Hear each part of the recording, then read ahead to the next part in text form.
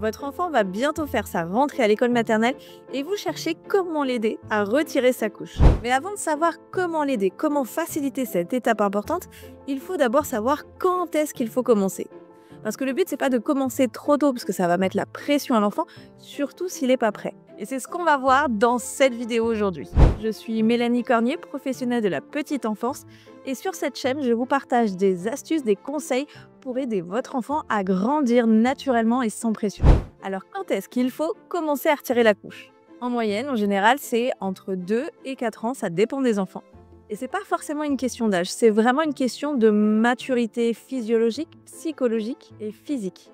Et c'est ce qu'on va voir aujourd'hui dans cette vidéo. Je vais vous parler des 3 P à observer chez votre enfant. C'est une manière simple de repérer si votre enfant est prêt pour l'apprentissage de la continence. Le premier P, est-ce que votre enfant est prêt physiologiquement? Ça veut dire, est-ce que son corps, est-ce qu'il est prêt? Est-ce qu'il est suffisamment mature pour pouvoir maîtriser ses sphincters?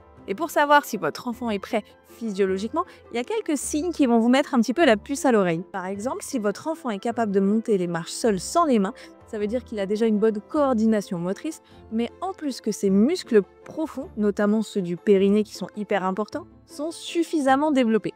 Et pour l'apprentissage nocturne, il faut déjà que votre enfant ait passé l'étape de la sieste. S'il arrive à faire sa sieste sans mouiller son lit, ça veut dire qu'il est capable de passer à l'apprentissage nocturne. Deuxième P, donc là on veut savoir s'il est prêt psychologiquement. Juste avant on s'intéressait sur ce qui se passait dans son corps, mais là on va voir ce qui se passe dans sa tête. Est-ce que votre enfant est capable de ressentir s'il a envie d'aller faire pipi ou d'aller à la selle? Est-ce qu'il est capable de faire la différence entre les deux? Une fois qu'il est capable de faire la différence, est-ce qu'il sait l'exprimer aussi?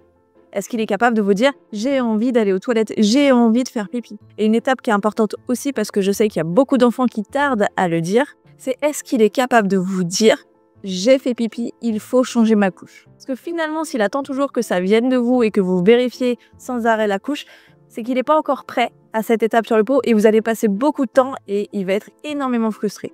Il faut vraiment que ça vienne de lui, cette envie profonde. Et ça, on le verra dans une prochaine vidéo sur comment aider notre enfant à développer cette capacité. Ensuite, il faut savoir si notre enfant comprend des consignes claires. Parce qu'en fait, l'apprentissage du pot, c'est déjà tellement énorme pour eux qu'on ne va pas rajouter en même temps l'apprentissage d'une routine complète. Et enfin, est-ce que votre enfant n'est pas dans cette phase difficile d'opposition? Parce que si c'est le cas, vous aurez beaucoup de difficultés à lui apprendre ce passage, cette étape importante, parce que finalement, grâce à ça, il aura un contrôle sur vous. Il est réussi à finalement être en opposition totale avec vous par rapport à ce que vous attendez de lui. Donc c'est hyper important de passer un petit peu cette étape, mais surtout pas de le faire en plein milieu, parce qu'alors là, c'est la catastrophe assurée. Et pour éviter justement de rentrer dans cette phase d'opposition, dans la prochaine vidéo pour savoir comment aider votre enfant dans cette étape, je vous partagerai quelques astuces pour que ça vienne vraiment de lui. Pour pas que ça soit une pression du parent qui a cette attente envers l'enfant, mais vraiment de l'enfant qui a envie de le faire pour lui. Maintenant qu'on a appris à savoir repérer ce qui se passe dans le corps et dans la tête, on va voir le 3e P. Est-ce que votre enfant est prêt physiquement?